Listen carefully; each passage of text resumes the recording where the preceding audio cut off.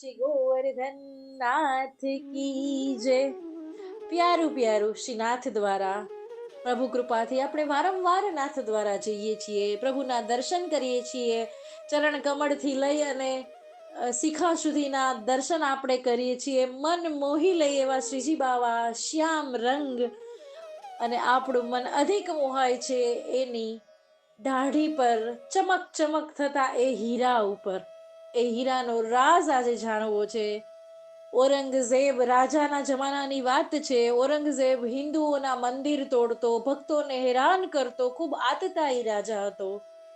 એક વખત સેના સાથે બીજા મંદિરો તોડતો મેવાડ નાથ દ્વારામાં પહોંચે છે, અંદર પ્રવેશ કરે છે અને શ્રીજી બાવાની પ્રતિમા સ્વરૂપ પાસે પહોંચે છે, અને જ્યાં એને નુકસાન પહોંચાડવા જાય છે ત્યાં જ શ્રીજી બાવાના અંગોમાંથી એટલો તેજ પ્રકાશ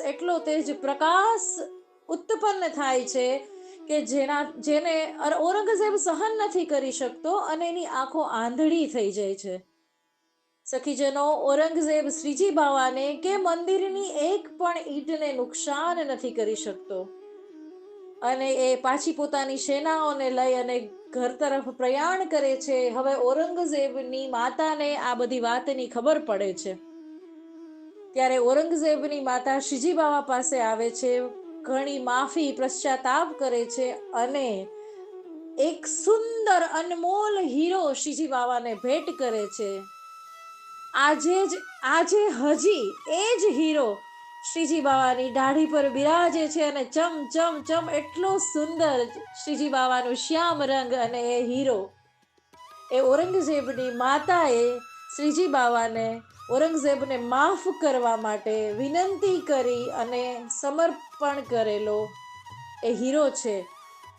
અને ઔરંગઝેબ પણ પશ્ચાતાપ કરવા માટે એને સમજાય છે કે આ દેવોનો દેવ છે, નાથ દ્વારામાં સાક્ષાત કૃષ્ણ જ શ્રીજી બાવાના સ્વરૂપમાં આવ્યા છે, એને સમજાય છે અને ભાન થાય છે। ત્યારે ઔરંગઝેબ પણ માફી માંગવા માટે, પશ્ચાતાપ કરવા માટે શ્રીજી બાવાના ચરણમાં આવે છે, અને સખીજનો પોતાની દાઢીથી શ્રીનાથ દ્વારા મંદિરનું પટાંગણ અને સીડીઓ સાફ કરે છે અને પશ્ચાતાપ કરે છે। આપણે કોઈ ચમત્કારની જરૂર નથી, આ કોઈ મેં ચમત્કાર બતાવવા માટે વાર્તા નથી કહી, આ તો એ હીરા ઉપર એક સખીજનનું મન મોહે છે એની વાત કરી છે।